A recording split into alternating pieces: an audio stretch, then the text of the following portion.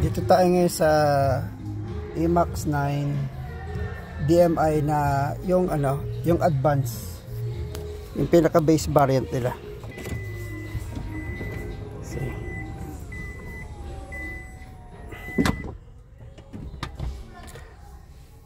Ito yung base na wala siyang massage chair, pero masarap umupo dito.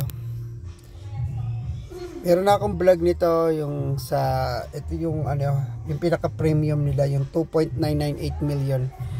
Yung price po kasi nito is around 2.6 million, ganyan. Ito po yung IMAX 9. Ito yung IMAX 9. Wala siyang teka, paano ba na i-adjust to? Meron lang kasi, ayun. Okay. Nagulat ako, biglang gumalaw. So, okay, maganda siya, parang pe-press mo lang, gagalaw na siya kusa pa forward. Nice. Nice seat.